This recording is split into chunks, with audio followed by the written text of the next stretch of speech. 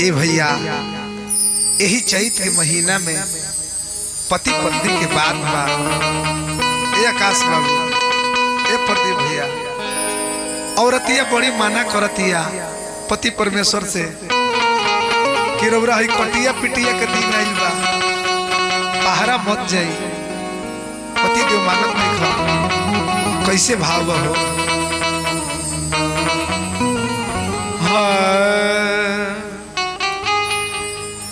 छोड़ के जाता नी बहरा,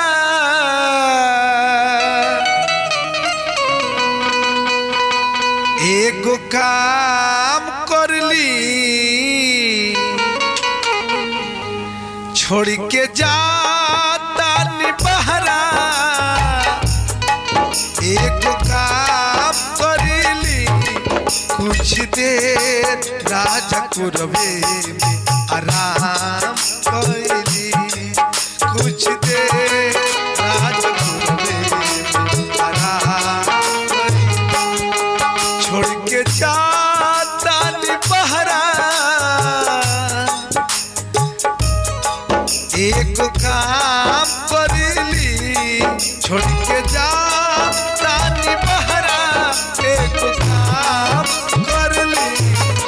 कुछ देर राजा कुरवे आराम कैली। कुछ देर राजा कुरवे आराम कैली। हमरो याद ना सतावे, हमरो याद ना सतावे, सुबह शाम करली। हमरो याद ना सतावे, सुबह शाम करली। कुछ देर राजा कुरवे में आराम कैली।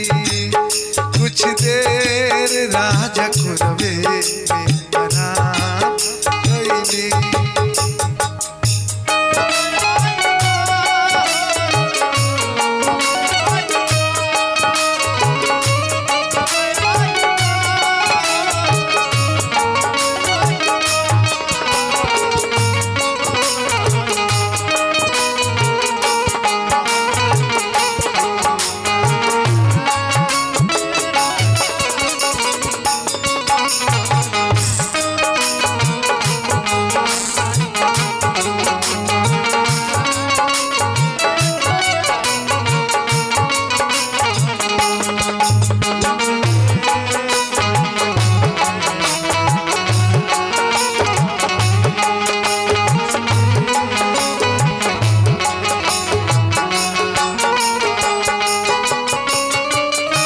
चल जइब बाहर तो बड़ी याद आई।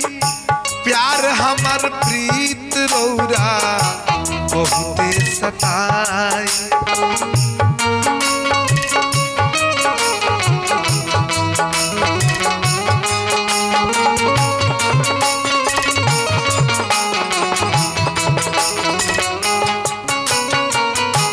चल जइब बाहर तो बड़ी याद आई। प्यार हमर प्रीत रौरा बहुते सताई। हमरो चढ़ली जवानी अपने नाम करली। हमरो चढ़ली जवानी अपना नाम करली। आज कुरवे में राजा बिहान कैली। आज कुरवे में राजा जी आराम कैली।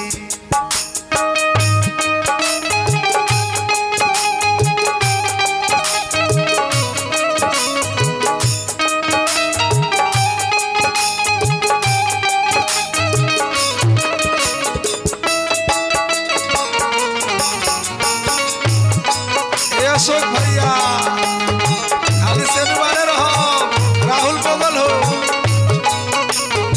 मुशियर भैया, हमार मखुन जी का हलवा धन्यवाद निवासी बुचुल बाबू।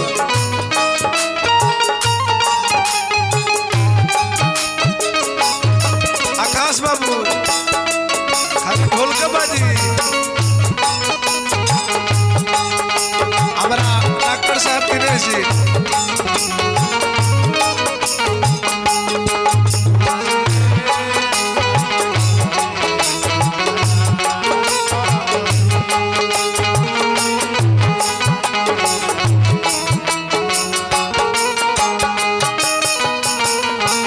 अमर विदेशी राकेश भूली हो न हमके याद कर रही हो हरदम अपना सनम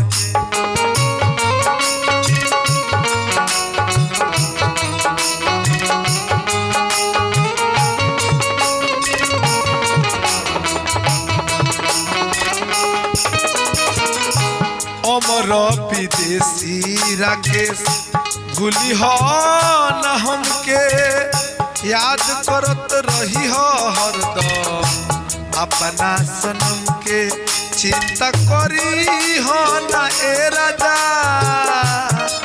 चिंता करी हो न ए राजा अपन काम करली चिंता करी हो न ए राजा अपन करली कुछ देर सही करवे